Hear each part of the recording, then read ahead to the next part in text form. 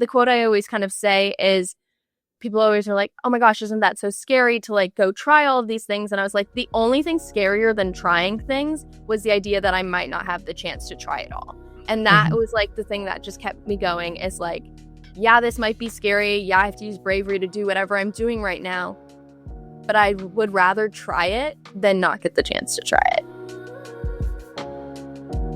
It's your friend, Shannon Trapphagen, and we are in episode 5 of season 6 of the Game On Glio podcast.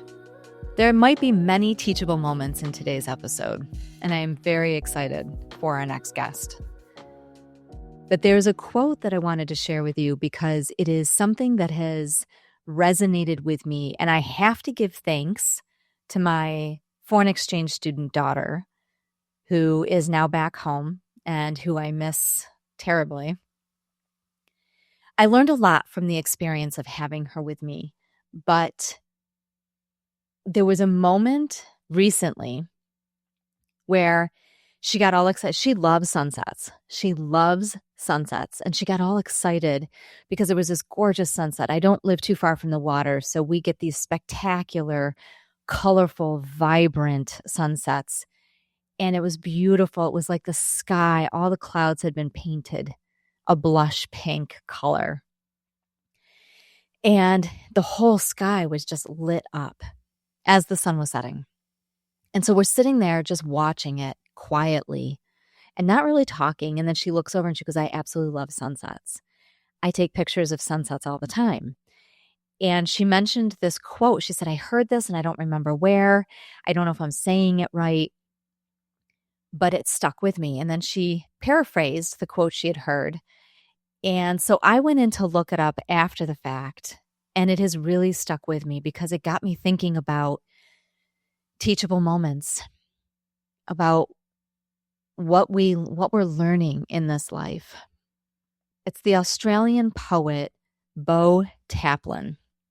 Sunsets are proof that endings can often be beautiful too. And that quote has really stuck with me because in every ending, there's usually a new beginning most of the time. Oh, every time. But sunsets are proof that even in endings, there can be beauty. There can be things that are taught, grace that can be had. Now, was my ending with Mike beautiful? No, not at all. Not even a little bit. But I feel that I have learned a lot from that story that ended. It took a long time, and up until probably 2 or 3 years ago, I don't think I would have said what I'm saying to you now. But that ending led to a new beginning that has taught me a lot on this journey. And I'm still continuing to learn a lot. But one thing I've realized is that when things are going so well for us, when everything is going in the direction we want it to, when there aren't many hiccups in life, we become complacent with ourselves, with others. We tend to not tolerate missteps or mistakes, or we're harsh with judgment, whether it's on ourselves or with others. We don't give a lot of grace in the moment. We also tend to not seize opportunities because if things are going well in our lives, why stir the pot? Why look for new opportunity? Why strive for something more? Everything's going well. We become complacent in our own story. That is something that I've been learning. And so in this journey, in the ending that took place with Mike and the beginning that it led to with my life now, I have been learning not to be complacent in my own story. I have been seizing more opportunities. I have been giving myself more grace, but also giving others grace as well. I have been allowing myself to make mistakes because we all do. We're human beings. We're going to make mistakes. We're not perfect, and we don't need to be perfect publicly. We can have a misstep. We can say something the wrong way, by accident. We can misunderstand something, and that's okay, especially when there's humbleness behind it, when there's humility behind it, when we can take a step back and say, oh, I'm so sorry. I just completely misunderstood that, or there was miscommunication, whatever it may be. And even Instagram, honestly, even on Instagram, they've been changing. The algorithm is now favoring raw, real moments, and not this picture perfect poise story that we put out, or reel that we put out, this perfectly polished and edited information or posts that we put on Instagram. They're changing their algorithm and favoring raw, real moments, these up close, candid, talking head reels, as they call them. Even those are garnering more attention and more favorability because it's just us. It's just us being real. And that's what this is. That's what these moments are. And unfortunately, there's endings all the time in life. And there's something else that got me thinking about this was the Rubber Band Man. So any of you out there who are huge Mumford and Sons fans, I am like a huge, huge Mumford and Sons fan. And the song Rubber Band Man has hit a chord with me. It hits my soul very deeply every single time I hear it. And there is a set of lines, one of my favorite lines. And as a writer, this line is just so beautifully written. It's absolutely amazing, and I love it. When I said forever, you said get back in the car. Nothing lasts forever, babe. You know it breaks my heart. And I'll call you anything that you like. And I'm free and I am able to call you the second that you die, just to live now. It is so accurate because nothing does last forever. And I think that there is this misconception that we have when things are going really well in life that it's just going to last forever and ever and ever. And we don't want somebody to die. We don't want somebody to leave this earth too soon. We want to think we're going to grow old with our person forever, that until we're in our 80s or our 90s. And I think as a society, we have a hard time with growing old with grace, with learning throughout our entire life, with finding beauty in an ending. I've even struggled with that. It is not easy. And when you're in your darkest, hardest moments of your grief, there is absolutely no way to see the beauty in the ending. But as I look back now, I absolutely do. Not in the ending of his life, because I will never be okay with that, but in everything that I've learned from that ending. And there is beauty in that. There is beauty in my soul and my heart constantly being taught new things. And that's what I want you guys to take away from today.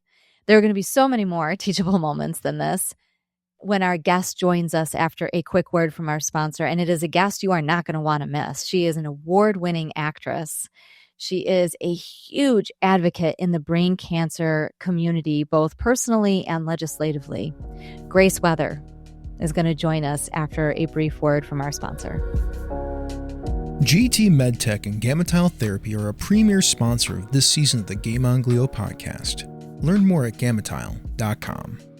Cortana Pharma is a premier sponsor of the Game On Glio podcast, developing highly targeted therapies for brain cancer. Learn more at cortanapharma.com. This episode is supported by Tactical Therapeutics, overcoming resistance in malignant brain cancer. Learn more at tacticaltherapeutics.com. Welcome back, everybody. Thank you so much. As promised, we have an amazing individual with us today, somebody who has been a massive champion and cause for the brain cancer space and community. It is award-winning actress Grace Wethor, and I am saying your last name correct, right? Yes, Wethor, Okay. like your God, yes. She is a director, a best-selling author, and a brain cancer legislation advocate. After being diagnosed with an untreatable brain tumor at 13 years old, she moved to LA and began pursuing her dreams in film with full force. She gave her first TED Talk at the age of 15. Still something I'm trying to accomplish, by the way. and she and she did it at 15 years old. She released her first best-selling book at the age of 16. She spoke at United Nations at the age of 17 and released her first docuseries at the age of 18. She is now a brain cancer pediatric health legislation advocate, has made her way to the White House and Capitol Hill, while also spearheading bills that will hopefully bring over $250 million in funding for youth healthcare. Grace, thank you so much for being with us today. Thank you for having me. I'm very excited to be here. So let's start with your journey, because a lot of people, and we've seen your story covered a lot in People Magazine, in New York Post, in various websites, and everybody talks about a brain tumor that you were diagnosed with at 13.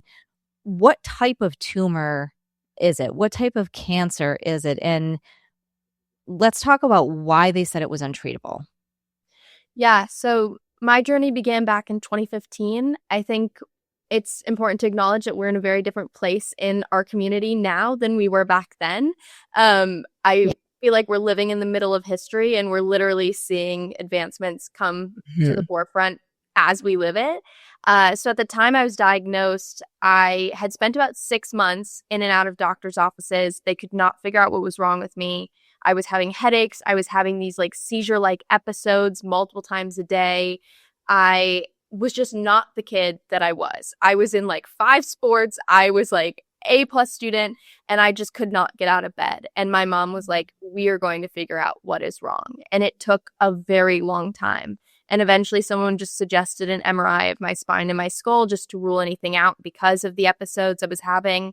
And that was January 9th of 2015. I didn't even make it back to school. They called us while we were in the car, and they were like, you have to come back. We found something. And by the end of the day, I was diagnosed with, they found a mass in the pons my brain, which is in the brainstem, which is like the deepest part of the brain. Yep. I was told that chemotherapy and radiation would have a very low percentage of success because it was inside the blood-brain barrier. Surgery was not an option because they thought it would damage other vital functions more than it would help. So I was actually sent home that day. I didn't even receive a biopsy, so we don't even know genetically. They just said it was going to do way more harm because of where it was. It's in the area of the brain that literally controls like your breathing, your swallowing, your heart beating. Yeah. And to get to that area of the brain, they would have to go through a lot of the parts of my brain that make up my cognitive function. And they were just so worried that I would be so much worse off with even the information that we would potentially find. So I was diagnosed via MRI with a mass in the brainstem. They call it a brainstem glioma on the little paperwork, but that's about as specific as we've ever been able to get.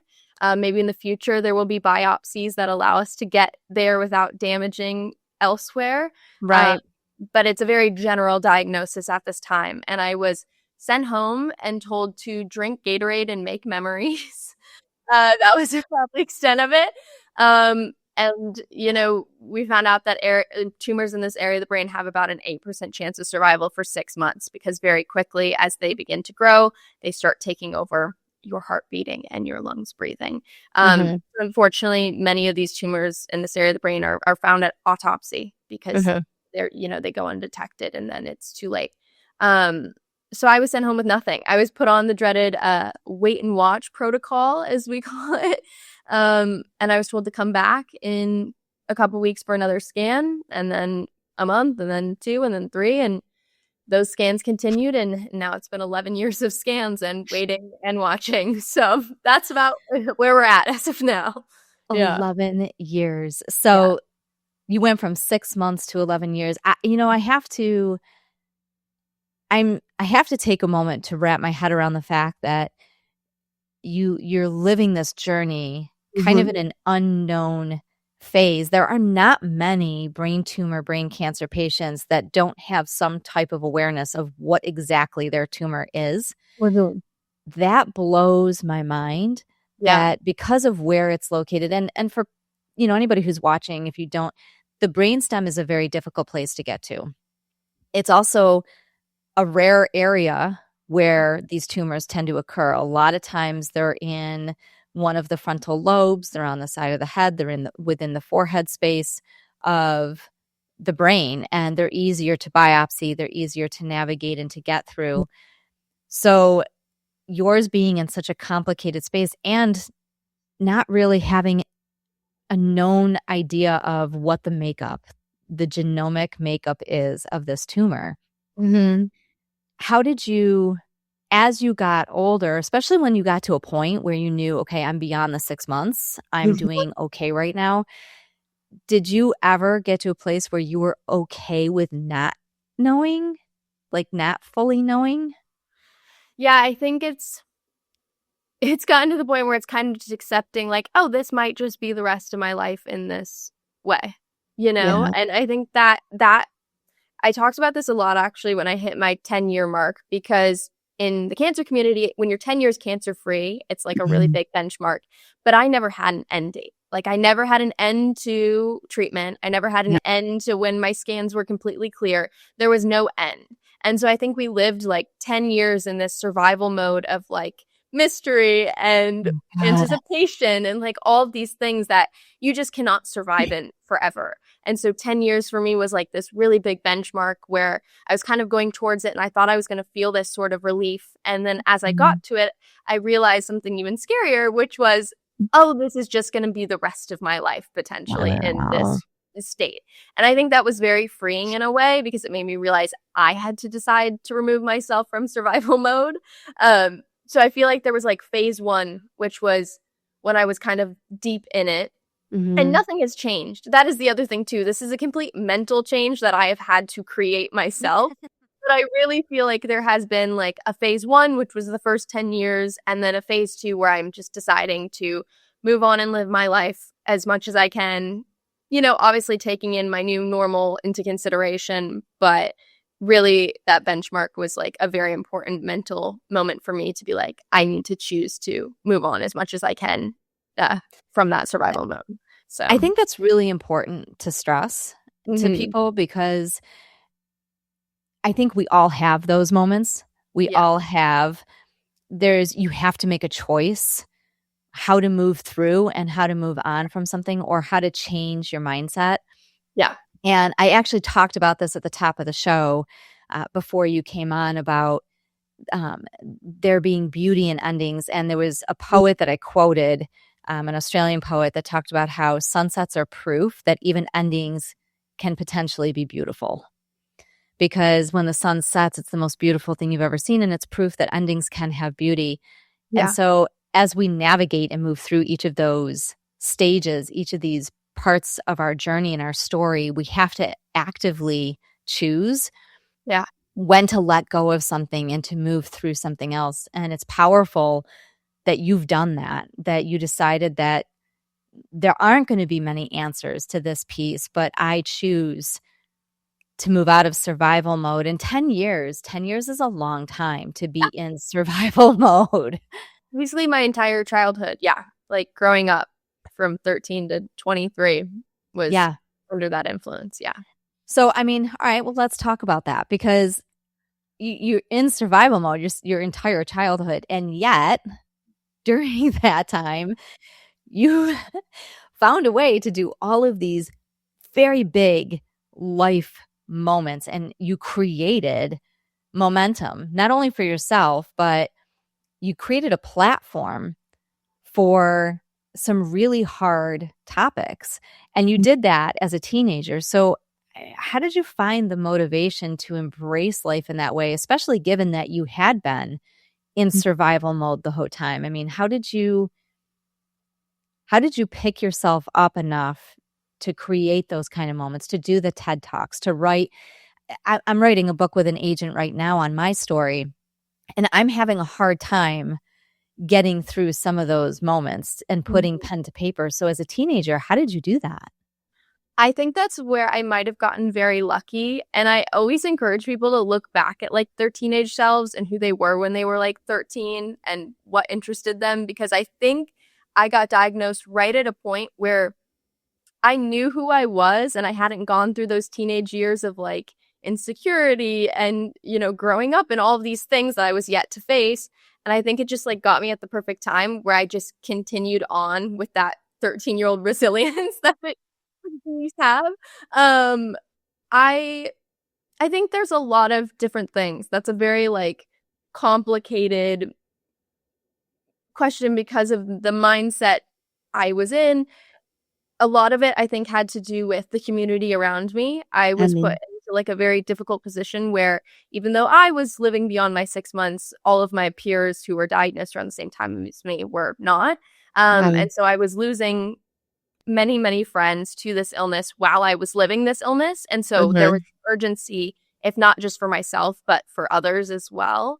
There was an urgency in my own life because I didn't know how long I had at the time. Like looking back, I now can say like, oh, I've had 11 great long years. But at the time, I didn't know that. So there was an urgency for myself. There was a passion that I had for arts and entertainment from a young age that didn't get interrupted because I didn't go through those like teenage years and then myself again. So it was just like a lot of different things coming together where I just felt this like need to try everything. And I think that is something that a lot of people in this space have. Like the quote I always kind of say is people always are like, oh my gosh, isn't that so scary to like go try all of these things? And I was like, the only thing scarier than trying things was the idea that I might not have the chance to try it all. And that was like the thing that just kept me going is like, yeah, this might be scary. Yeah, I have to use bravery to do whatever I'm doing right now. But I would rather try it than not get the chance to try it. And I think that just really carried me through it. And that urgency of not only myself, but my peers as well. And I just like kept doing it. And, you know, now we're here.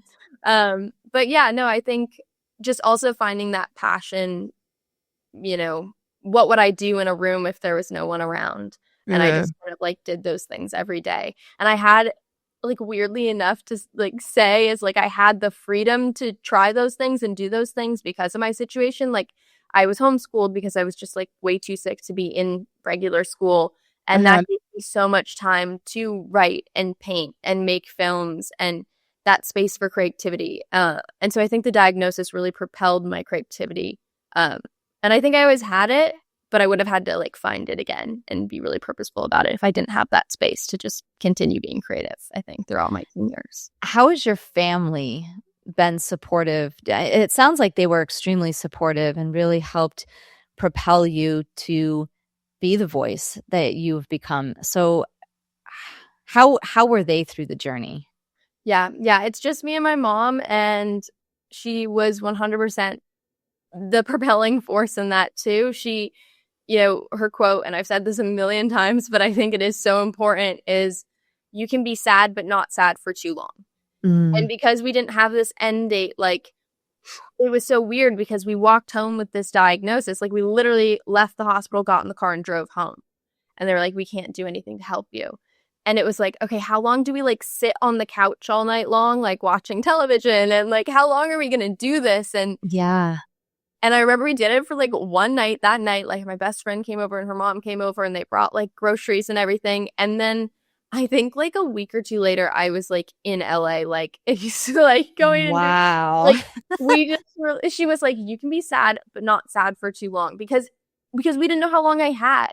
And I think she just really did not want me spending those 6 months in this like sick mindset and, you know, using that time to have a negative mindset or experience. And I wasn't in the hospital, so there was nothing holding me to Minnesota. And so she just like would remind me of that. And I think that allowed me to reframe it like really early on into, you know, obviously it's the hardest thing I've ever had to go through. And I would not wish it upon anybody ever. But very quickly, and I think because I was so young, very resiliently was able to start seeing those blessings in, you know, in that time and in that life change that happened very unexpectedly. So yeah, my mom was the one that was like, get out of bed. You're done. Kudos to your mom. Was there a moment, like a pivotal moment that stands out for you where you thought there's something bigger than me and I've got this? I feel like you have to have those moments all the time. because you don't know what day is going to be the hard day. I think that is like one thing I've learned in this journey is like especially speaking, like there will be days where I go up and I speak with like no emotion, and it's very like methodical and laid out and planned. And then there's days I will like get up somewhere and I am just like struggling to speak without like sobbing my eyes out. And I could not tell you why one day is one way and one day is the other. And I think that's like, first of all, learning to have space for that too, being like, oh, okay, today I'm upset about this and I'm going to let myself be upset about this today. But I think that often came because there are so many ongoing losses in this community through peers and peers' families and all of that kind of energy that our community takes on even beyond our own journey. I found like doing it for the community and for those friends that I've lost and using that energy, and especially thinking about their parents, has continued to help me through those moments. But just like knowing that they're still a part of the community and they're still here in whatever way. Yeah, I think that's the thing that keeps me going in especially in the advocacy portion is like, you know, removing myself from the illness mindset is one experience, but then still getting up on the hill and fighting for my friends that I've lost is an entirely separate thing to me and an entirely separate responsibility that I still really feel. So yeah, everything I do advocacy wise is not for myself, but for them for sure. Let me ask you this. Do you ever find, because you're living this journey, because you're in this journey, do you ever find that sometimes you wish you could just step out of it and just have a completely separate life? I mean, does it ever get overwhelming to you? And the reason I ask is because I hear it a lot, and I've had my own mom who worries about my being so ingratiated and so embedded into this community and being a patient advocate and doing the show and you know, being in medical storytelling and constantly being around it. And she worries that I'm constantly living in it. But you know, there was a statement you had just made about how you don't do this for yourself, you're doing this for others. And that stood out to me. And so I'm wondering, you know, when you take a step back, are there moments where you're like, the part of me wants to just kind of cut all this off completely and just shut down and move on to something else for a little while and be somebody else? Do you ever have those moments? Of course. I think everybody has those. You'd be surprised. I've had people say no. No, we are living like very tough, bravery, full experience. Like, I think for me, it was learning how, like you said, to separate those things in a way where it was not draining my energy in my journey, but was fueling me. And I think there are times where advocacy and things do not feel fueling. And this community is very gracious. I can guarantee no one will care if you step back and take a day or a week or a month to yourself. And I think I had to learn that as well. But I think I've gotten to a point where, to me, they feel separate. And that's where I think the 10-year thing was very important, because separating myself from the illness as a patient and deciding to not be a sick patient every single day and identifying as that anymore, but then separately knowing I cannot unsee the things I have seen. And if me simply speaking about them can help one person, I'm going to keep doing it. And I think by separating those things, I'm not doing it out of like a victim mindset or a sickness mindset. I'm doing it out of like, the world must know. And it feels very like I feel like I sit up straighter when I'm doing that work. And when I think about the hospital, it like brings me in. And I think there are days where that obviously crosses over. And that is when I think taking a break is like necessary. And it's hard when when you're losing peers. And I think those days always creep in. And I'm involved in so many foundations. And I think taking a day or 2 or 3 or whatever you need to like sometimes take a break from it mentally, if those things are crossing over, is like definitely important.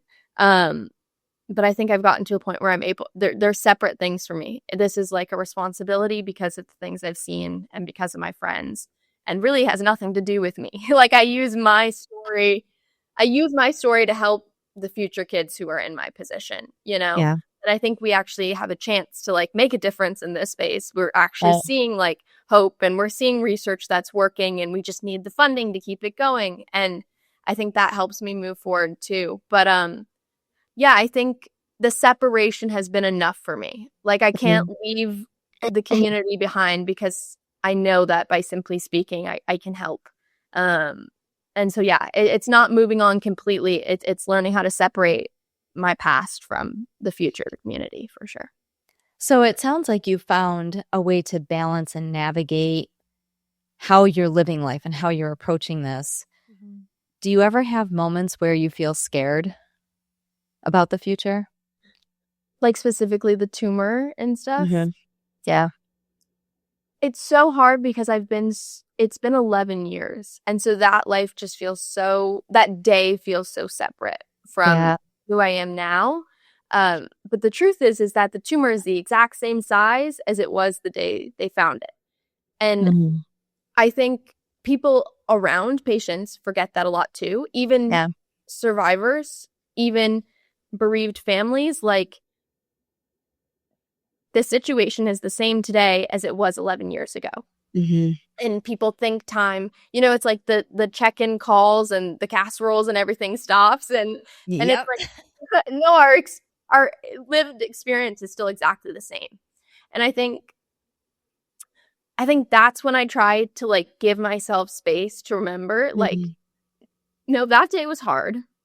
Yeah. And it is still just as hard today.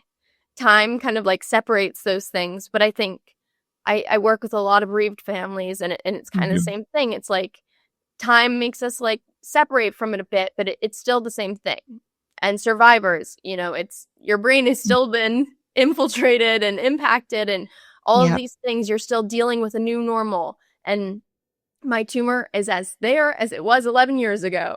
And I try to give myself grace and space in those times where I am pushing myself too hard or whatever. Just giving yourself space to like remember, like, oh no, like just because time has continued on doesn't mean that I don't have space to process this or take a moment or whatever. But yeah, no, there's emotional days. But overall, I feel like I've come to peace with a lot of it, for sure. So yeah, not living in that anxiety. I like the reason I bring it up, and the reason I like talking about it is because I do think that we struggle sometimes as human beings to find a way to navigate through fear and through our own emotional distress, because it's grief. It's a grieving process, whether you're the patient or you're the survivor or the partner or the spouse of a patient or the parent of a patient. You're grieving what was. And so, and fear is a part of life. We don't know how to navigate a lot of that, a lot of the emotional pieces of the hard parts of life. Yeah. We definitely do not know how to talk about grief as a society at all. Not at all. And so it's good to have these conversations about, the fear around something so heavy and so big that has happened in life and how it impacts, and being able to have those moments and take those moments, but then still you're taking that step forward. You're walking forward. Yes. And I think that's where the 10-year thing was like very important, because if I was living in that fear for the rest of my life, there would be a lot of other things in my life that deserve full force forward that would not get that. And I think that was like, I need to separate these things. And so that's why I call it more like having space. Like you are allowed to have space to have those thoughts. Because I think also like, we're like, we can't think like that. Like that's negative, whatever. Like I feel like I get really hard on myself sometimes when I have those moments. And I think a lot of people do, because we are like literally fighting something, whether it's us or our family. And so, I try to have like a non-negative connotation of like space versus like fear, if that makes sense. Like Yep. space for those thoughts and spaces for those feelings that will obviously come up and pour over at times. But then also not letting it hold me back. And I think that goes back to the urgency of time I think I will have forever, whether I have more time than most people, who don't have a brain tumor. Yeah. I think I will just carry that urgency with me everywhere, which I think allows us to move through fear, especially because I think like a hospital experience, you don't get a choice. Like this is something I talk about with my therapist a lot, is like I kind of go full force with everything in my life because I never had the option to tap out. Yep. Like when it comes to the hospital stuff, like you don't get to be like, I don't feel like doing it actually. Like Yep. you get a choice, you just do it. And I think once you know that you can just do something no matter how hard, like that, once your brain has established that fact, I think it carries into a lot of other things in your life.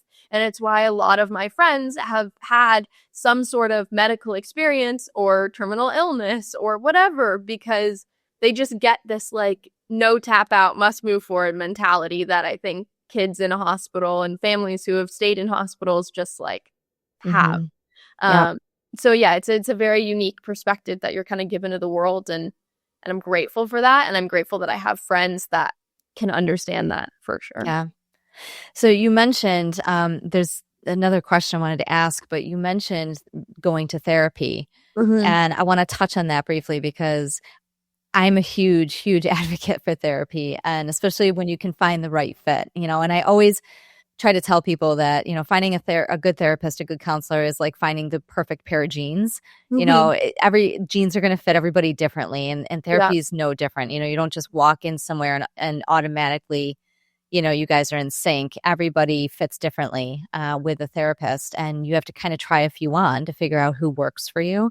But I've been in therapy since Mike died, and I give a ton of credit to the work that she and I have done together. And so what do you take away from doing therapy? It sounds like it's been a really invaluable resource for you and something that you've leaned on. And I'm wondering, is it something that you started doing right away, or is that something you kind of leaned into later on in life?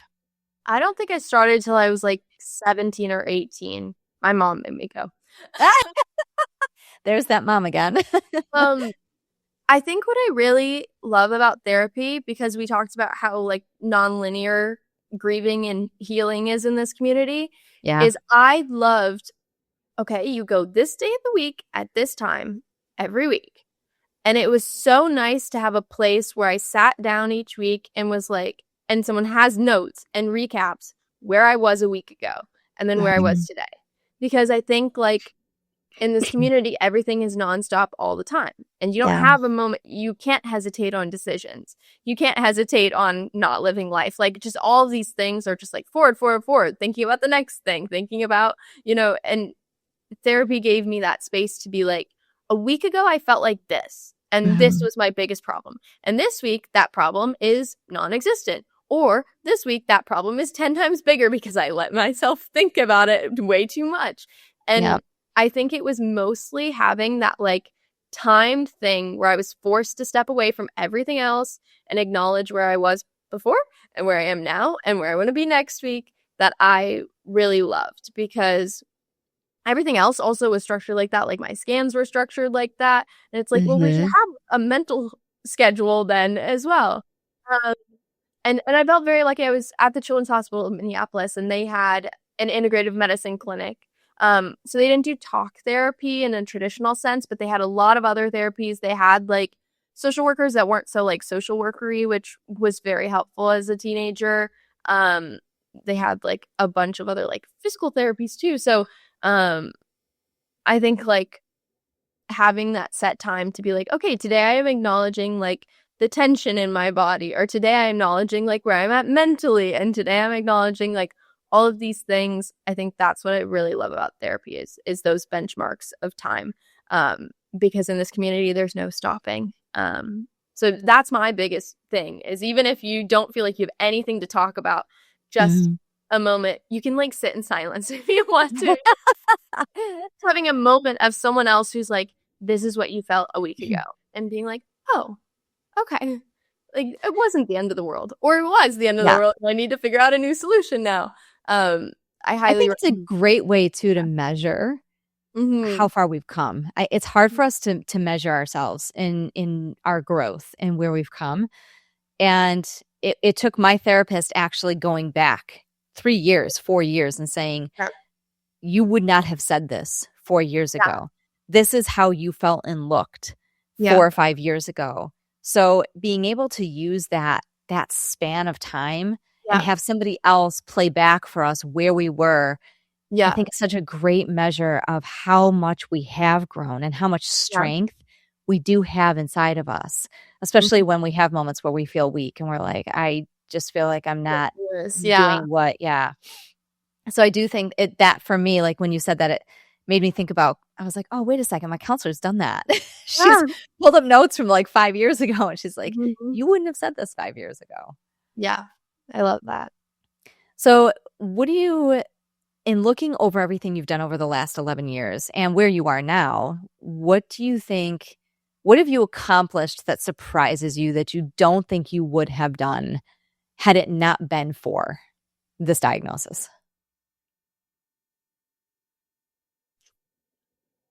Well, I would be interested in neuroscience, that's for sure. I'm in a neuroscience program in school right now, which has been very interesting because I think there was just so much mystery around it. You know, we didn't have any information. I didn't know what it meant.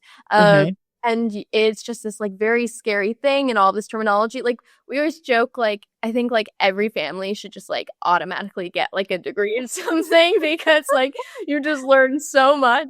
But I think like going back to school and focusing on neuroscience was so empowering for me. Like I don't even want to pursue a career in neuroscience, but I just wanted to understand what was happening in my brain.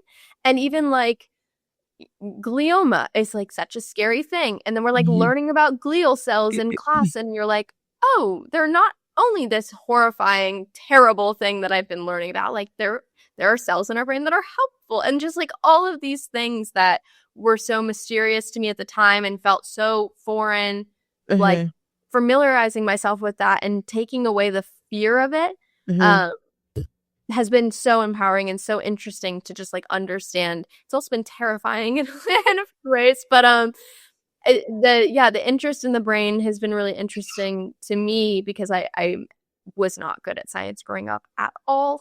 But I think if anything, what the illness did and the diagnosis did was amplify who I always should have been.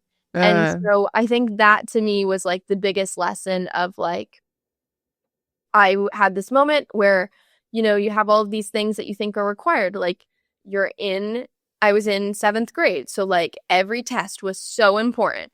Every sport was so important. Every friendship was so important. Like everything was like required. You're scheduled like minute by minute. It's like you leave school, then you go to dance, and it's just like, I had that ground zero moment where everything was ripped away and I got to rebuild from scratch, like who I really was and what I really wanted to be doing. Because everything that was required the day before was no longer, like I didn't even go take that science test that I was so stressed about. And I think that reminder of like how made up all of our like lives are. And I think everyone has that moment in their life, whether it's like a divorce or a family death, or like it can be in any range of things. But I think if anything, it just like made me become who I think I should have always been way quicker. And obviously I have interests that probably would not have found me, like neuroscience, but it really amplified, I think, who I was without any distractions or without any of these things that I thought were required, which I'm very grateful for as well, for sure.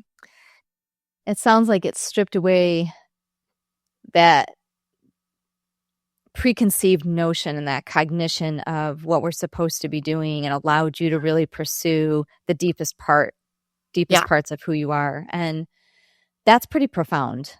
You know, I kind of feel something similar in the sense that had we not walked through glioblastoma Mm-hmm. and walked through that journey.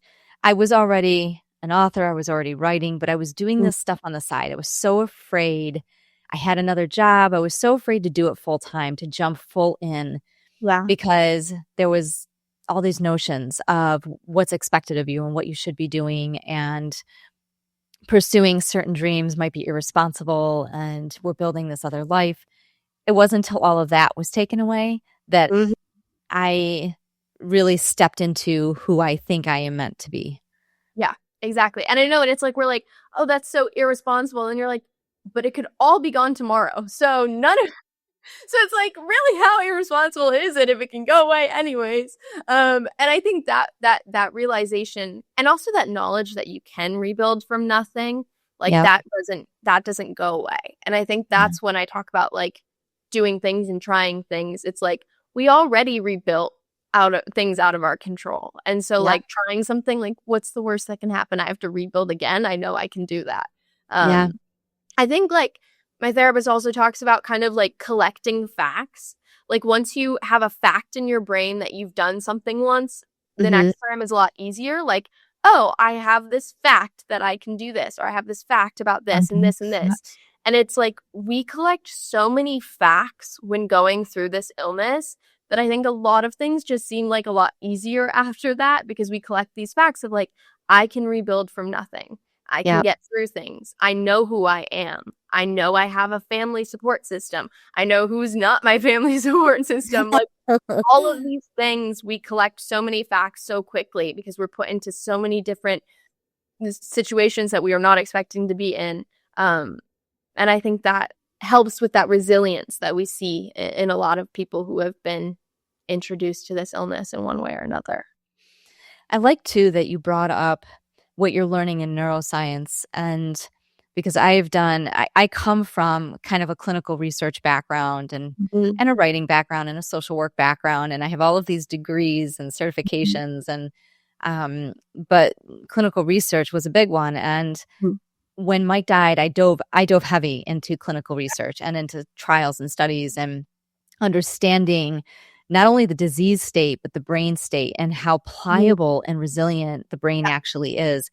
And when you touched on the fact that, glial cells are actually helpful to the brain and helpful to the body, I was so glad that you brought that up, because I don't think most people realize that every single human being on the face of this planet is actually born with glial cells. Yeah. And in some individuals, they just go haywire for whatever reason. And that is how these gliomas form. But they're not necessarily a bad thing to start. And I think that's where more of the research is starting to understand. I don't know if you're noticing that, but we're starting to understand and see that we can use what the body is already producing and making to help fight brain tumors and brain cancer. Are you noticing that? Yeah, I'm seeing it in a lot of different places. There's people that are using like other types of like infection to try to fight these, other types of, illnesses to fight these, CAR T cells, using our own cells and supercharge it. It is so interesting, like where we're at in this space. And like understanding that like, this is just like a blip that happened in our body. Like it's not everything, and your body is working as hard as it can. And I think, that knowledge that like, your body doesn't hate you. Like there's so much going on, and like those cells are there to like make your brain work faster, which I think a lot of people like don't even know. So I think like using our own bodies to fight these things that they were built to fight, and sometimes these cells just go bad and get ahead of themselves, and I think simplifying it in a way that doesn't have to be so tied to emotion. Obviously, like I'm talking like a doctor now, but and being a patient, I'm like, that's ridiculous. But I think is separating that for me and realizing like how it actually works, and the research that is doing really well. And when I was diagnosed, there was nothing. I was told that there was nowhere on earth that would be able to treat me. I wasn't eligible for any trials. And I think now like we're actually seeing reductions in tumors, like these tumors in the brainstem. Kids are going through these trials, and it looks like there's like bites taken out, and it's just figuring out how to make these work more long term or make them completely go away. Uh-huh. And so we are literally like living in the middle of history, Yeah. which is a call to action to everyone else as well, that may, Yep. have energy to be an advocate. Like, we have so many ideas. It is not a lack of ideas. It is a lack of funding. We need support from the government. We need grants from family offices, family foundations, like anything we can get. Because like 95% of this research is being funded by families and family-led foundations, which is ridiculous. Yep. And it's a big part of, I did a keynote in Boston for drug developers, and that was such a big piece of what I talked about was how impact investors, the money is out there. It Yeah. is out there. We just need people to not to be afraid of this disease and know that your ROI will come when something actually works. And we just need that patience and understanding. Yeah. When it comes to the oncology side, in taking a step back and doing all of the work that you do and the advocacy you do, is there something you wish oncologists would do more of when it comes to treating patients with this disease? I think we are at such a collaborative time. Like, there are so many doctors, I meet with doctors around the country all the time. They are all involved with every foundation. They are putting in way more time than just their job. I think we are like at a time of peak collaboration, which is so beautiful. Yeah. We talk about this like moon analogy a lot because Neil Armstrong's daughter, Karen, passed away from a tumor in the same area of the brain as my own, and her dad was able to go to the moon and back. And it's like, okay, we need collaboration like we had to go to the moon here on Earth and like figure this out, because that was in the 1960s and the standard like treatment protocol has not changed or improved since then. So it's a little confusing. And so I think like I feel so grateful to be in a community that like sees this urgency and is collaborating and, isn't afraid to share data and talk as much as they possibly are allowed to. And I think we are in a space where the doctors are just like ready for this next step, where we're actually seeing like treatments that are really, really progressing and cures and all of these things. As far as like the oncology standpoint, it's so hard.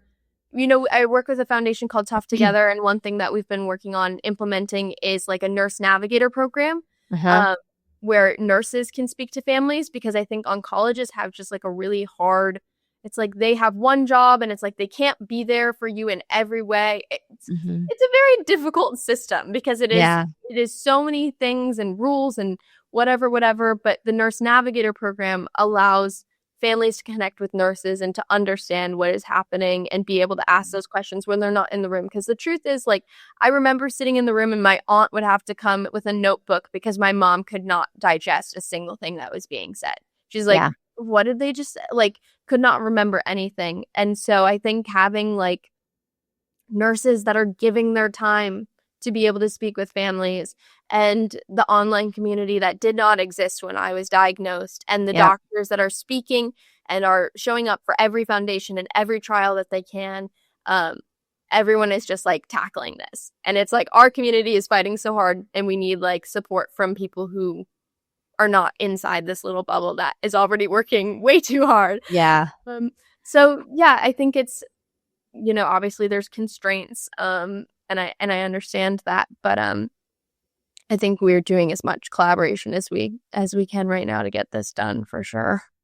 I definitely agree. I think that we're in a moment in a time, for some reason, there's so many cancers out there, and there's so many rare cancers out there, but for brain cancer and brain tumors specifically, for some reason, the collaboration is more than we have with other cancers. And there seems to be a fire that's been lit under so many of the clinical researchers and the neurosurgeons and the oncologists. And I always say that, it's the job of all of us to bridge the gap, because and it's a tough system to sometimes navigate, because there are some clinical trials that some oncologists favor more than others. And, we are trying to all find a way to play nice in the sandbox, but everybody wants the same dollars. And so that's where I think our voices can really lend to, we're all in this together. We need to share the money together. All it takes is one Yeah. 1 or 2 trials in pediatric cancer, 1 or 2 trials in adult brain cancer that actually move the milestone past a few years to we got you into remission. Yeah. That's all it takes. Yeah. Yeah. And then we'll all be on the same page. Yes. And that's where I think the family foundations, have been so helpful, is like they are sharing as much as they can with other places as well. Yeah. And so there's this collaboration because the families are because it is the most prevalent form and the deadliest form at this point. So it's like, these are people who have already lost everything. And so their only goal is to get this solved. And it is like, share. We want everyone to know. We want everyone to know everything we find in all of our trials that we fund. And I think that's where that collaboration comes from, is like, in another cancer that might have a really high survival rate, that need and urgency for collaboration may not be coming at such a quick speed, because these are families that are like, this needs to happen now so this doesn't happen to another family tomorrow. Yep. Yeah. So when you look back at, so we're going to get into a couple of deep questions here as we get ready to end. When you look back at the last 11 years, and I am very grateful that 11 years later, you are still here and still doing extremely well and using your platform the way you're using it. But looking back on the last 11 years, what does living life actually mean to you now? What is that phrase, to live life to the fullest, to be present here and now? What does that actually mean to you, given everything that you've gone through and walking the journey that you're walking? I think that is where it's getting over that any fear I have towards doing things that are irresponsible or whatever we want to label them as, and living my life attempting to do those things that I would do in my hospital room alone as much as possible. And I think it was like not being too afraid to build a life that I was really passionate about. And to an extent, I couldn't even ignore it. Like, I cannot do things that I don't want to do because I have such a clear knowledge of how precious every moment is. Like, that was a big thing for me with like college even too, is I was like, I couldn't imagine spending 4 years like studying generals and doing things that I didn't really want to do. And my mom and everyone was like, it's like a couple months. And I'm like, no, like, you don't understand. Like, I need to fill my brain and my life with like all of these things that I really like feel alive. And I think I got, so aware of what that felt like, to feel full of passion and to feel like I was like doing something that really fueled me, whether it was through advocacy for somebody else or through creativity for myself. And, in the hospital room, it's like, okay, I watched movies and I felt understood and connected to stories. I would write, I would play guitar, I would do crafts, I would paint, like finding a way to live a life that was full of these things that I did when I had nothing else. And I think I've built a life that allows me to do that and not feel like I'm working at all. And then when the neuroscience program came along, like, it felt right because, so it's a special, like, individualized studies program where I don't do generals. I just focus on my major, which is why it's been a shorter program. And to me, I was like, oh, that's it. Like, it made sense. It was like, this is spending my time towards something that fuels me and fuels the community and what I'm doing. And so I have like I like get that feeling where I'm like, oh no, that's not towards me. I can't, that's not towards my fullest self or whatever. And I think having that like navigation from a young age has allowed me to like build that life. And I think a lot of people who have this illness have that in some sort of way. And, like a lot of my friends, I said, are chronically ill. And it's like, we all live very unconventional lives. We hold unconventional jobs. And also acknowledging that too, like, I don't know if I could hold a regular 9-to-5 job. Like, I still get headaches all the time. I, still have my episodes if I'm like under bright fluorescent lights. And so it's building a life that allows me to feel as like free as possible, separate from this illness, but also taking into account, this is something I say a lot too. It's like, I don't let it define me and hold me back from anything moving forward, but it would be ridiculous not to acknowledge that this is something that I went through and it will influence every step that I take forward. And I think separating those things is like very important, because influencing how I move forward versus like defining how I move forward, to me are very different things. Yeah. So yeah, having space for it to influence me, but not define me moving forward. Okay. So my last two questions kind of piggyback off this. You talk about having, giving yourself the grace to accept that, this is a part of my life, but it doesn't completely define going forward. Mm-hmm. What is a gift that you think getting diagnosed with this has given you? This diagnosis has taught me to like reframe everything, or attempt to reframe everything. I actually like wrote my college essay about this. They asked like, what is your strongest skill? And I said reevaluation, because I took something that was, and I talk about this actually, I wrote a novel, like a fiction novel called Seven Thompson and the Art of Remembering.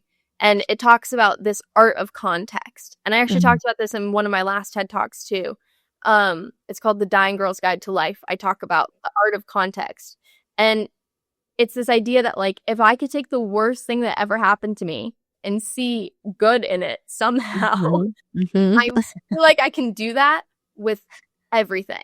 And that's where I talk about, I think the example I give in this TED Talk is like that red light is a chance to sing your favorite song one more time. Or that like, pile of trash is a chance at an art project. And I think that this illness has taught me that. Like if I can take this and find so much joy and friendship and passion and time with my family and all of these things. And I know I'm in a position of privilege to be speaking like this, because that's not every family's reality. But yeah, I still think even the bereaved families that I spend time with, there are weird things that you find about yourself that are not sad, and reframing as much as I can, reevaluating.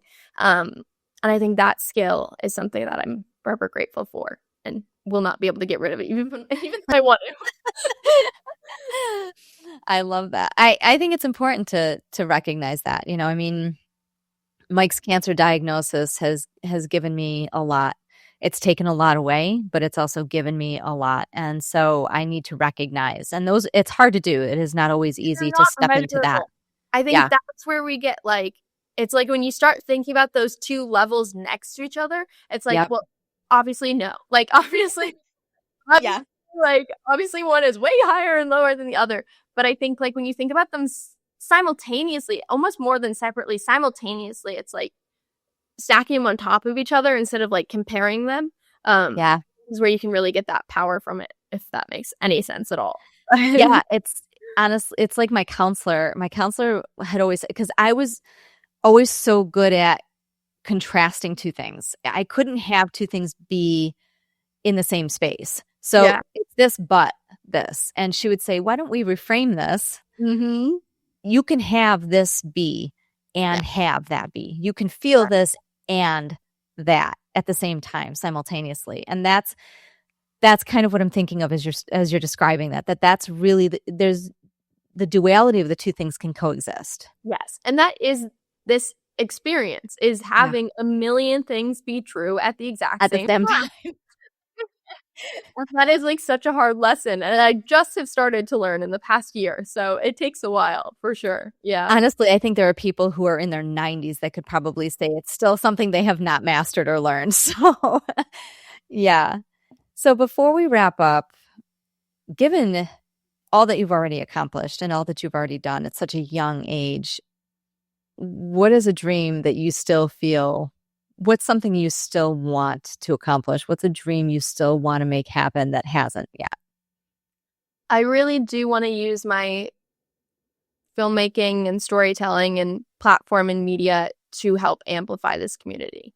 And it's a hard task because our lives to most people are considered or categorized as sad. And that is like not true, first of all.